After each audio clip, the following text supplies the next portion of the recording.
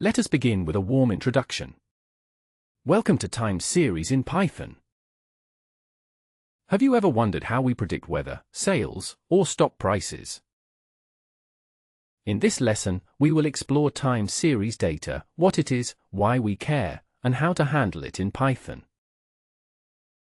We will work with real-world examples and build your skills step by step. Running the cell now. What are some things in your life that change over time? Try to think of a few. What is a time series? A time series is simply a list of data points ordered over time. For example, temperature each day, or sales every month. Order matters because time flows in one direction. Why do we care? Time series help us look for trends, patterns, and make forecasts. Running the cell now. Let us see how this works in practice soon. Let us set up our workspace and get tools ready for later steps. We import a library to ignore warnings so our notebook is less cluttered. Now we bring in two important tools, pandas for working with data tables, and matplotlib for creating charts. Pandas helps us handle tables of information easily. Matplotlib lets us draw and share pictures of our data. Running the cell now.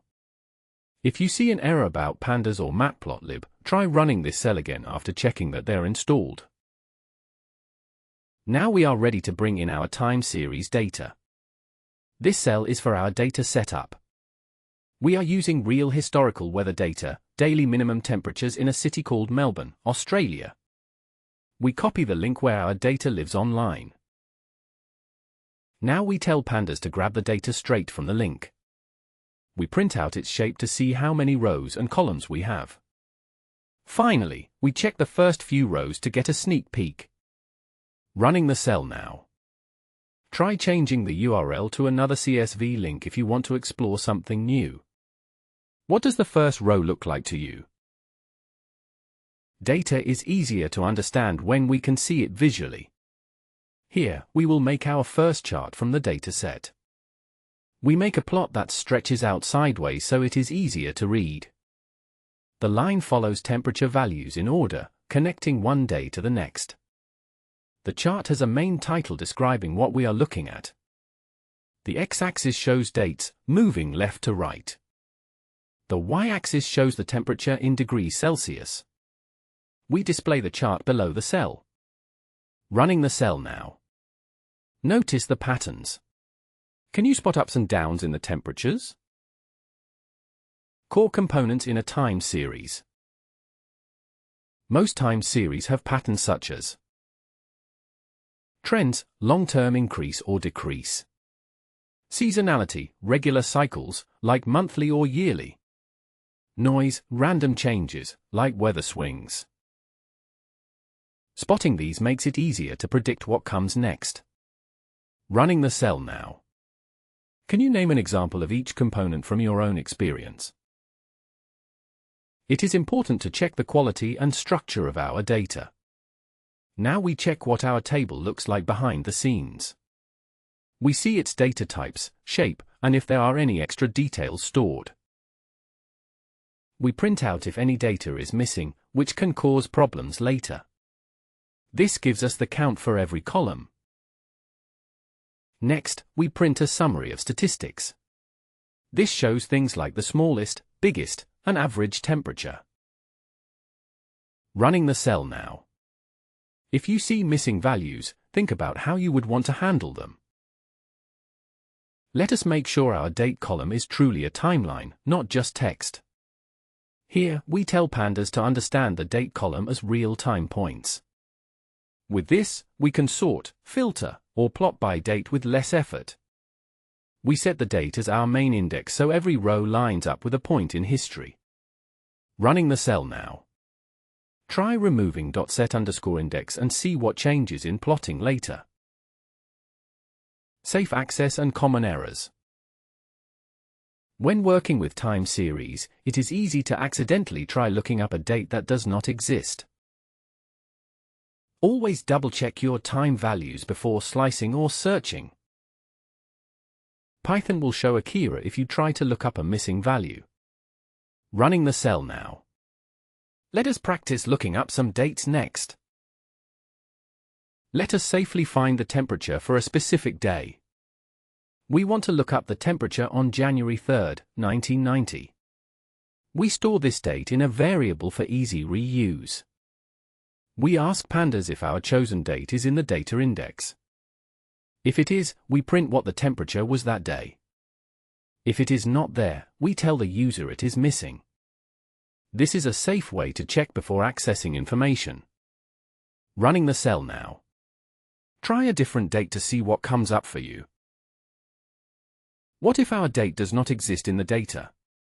Here we purposely search for a far future date that is not in our dataset. We use try and except so that if an error happens, we catch it. We try to print the temperature, but this key error shows if our date was never recorded. If our chosen date is missing, we print a friendly message. Running the cell now. Good error handling helps prevent crashes and confusion. Now let us look at a short span of time in the dataset. We use slicing to see a range of days from January 1st to January 5th, 1990. This helps us get a feel for short-term changes and spot patterns up close. We print what we found. Running the cell now. What do you notice about temperature changes day to day? Update and modify time series values. We can change temperatures, add new days, or update mistakes. Be careful, changing history changes your results. Let us try fixing a value. Running the cell now. Would you change an old data point or keep it as is? Think about why. What if you spot a data mistake? Let us correct it. We pretend that the January 2nd, 1990 temperature was entered incorrectly. First, we show what it was before fixing. Now, we update that day's value to a new temperature, 15.0 degrees. We print the value again so you can see the change. Running the cell now. Changing data affects outcomes, so keep notes on what you adjust. Maybe you want to keep recording new data as time goes on. Now we will add a new row to our data, one day after the latest date. We use Python's time delta to move forward by 1 day. After finding the last recorded date, we add 1 day to it. We give this new day a temperature value, just for practice. A quick print shows the date and temperature we added. Running the cell now. This is how you update your time series as new data comes in. Sometimes you need to delete data that should not be there. Here, we remove the extra day we just added. This is useful if you find an entry that does not belong or has a bad value. A print statement helps us keep track. Running the cell now. Practice safely removing and adding dates to get comfortable with updates. Let us summarize the data to spot bigger trends. We group the temperature data by month and find the average for each one. This is called resampling, which can show us patterns we might miss day to day. We print the averages for the first few months. Running the cell now. Grouping by month or year is a powerful way to look for trends. Seeing averages on a graph makes trends pop out. We make a chart with the monthly averages we just calculated. The round markers show each month's average clearly. The chart title and axis labels guide you as you look for patterns. We display it for easier comparison over time. This helps you spot broad warming or cooling periods, not just single days. Running the cell now. Where do you see the highest and lowest points? Let us find and display only the hottest days.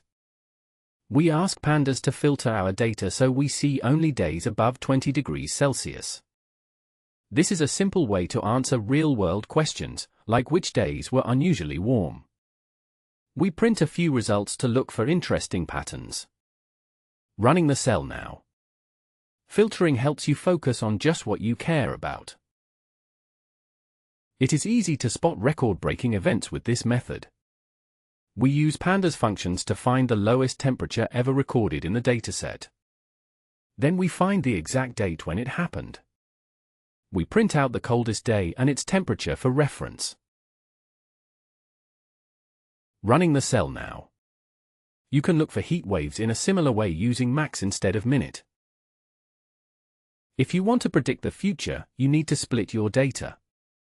We split our time series so we can use most data for learning patterns and save the last part for practice predictions. Usually, we keep about 80% for training and the rest for testing our models. This keeps our results honest and helps show if we are truly making progress. Running the cell now. Later, you can try to forecast the test set and see how close you get. Let us now do a mini project, find out when the hottest week occurred. First, we group the data by week and calculate each week's average temperature. We locate which week had the highest average. We print when the hottest week started. Next, we show all the daily temperatures for that stretch. This gives us a closer look at what a hot spell looks like. Running the cell now. You can try searching for the coldest week by using idexmin instead of idmax. Let us see what that hottest week looks like, step by step. Here we plot out each day in the hottest week using a bright color. This zoomed-in view makes it easy to understand short-term changes. The grid makes the rise and fall of temperatures stand out. This helps us connect the numbers with real weather events. Running the cell now. Try changing the marker or color to make your chart unique. Keeping your timeline complete is very important for good analysis. We create a range of all possible dates from the start to the end of our data. We ask pandas to show us any dates that are missing from our index. If there are missing days, we print them for you. If nothing is missing, we celebrate that our timeline is whole. This is good to check before doing more complex modeling. Running the cell now. Always check for missing time points before building time series models. Sometimes long-term summaries show patterns you miss by looking at daily data.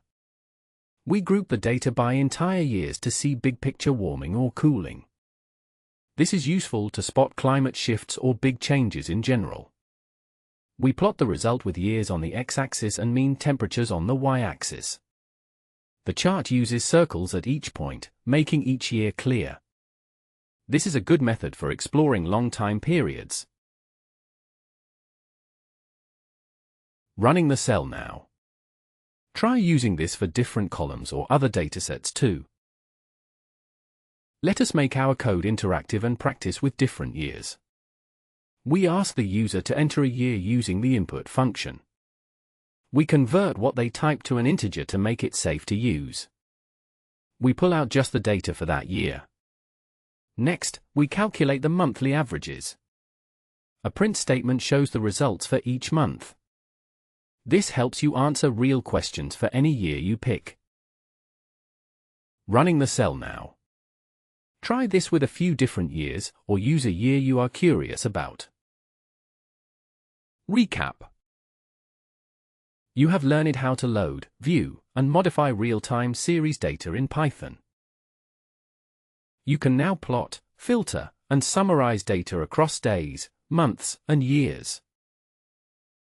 Feel free to experiment with different filters and custom charts. Running the cell now. Ready to level up your skills? Try using other time series datasets you care about. Want more? If you found this lesson helpful, please give our video a thumbs up and subscribe for more beginner tips. Keep exploring new datasets, and remember, practice makes perfect. See you in the next lesson. Running the cell now. What topic would you like us to cover next? Leave a comment below.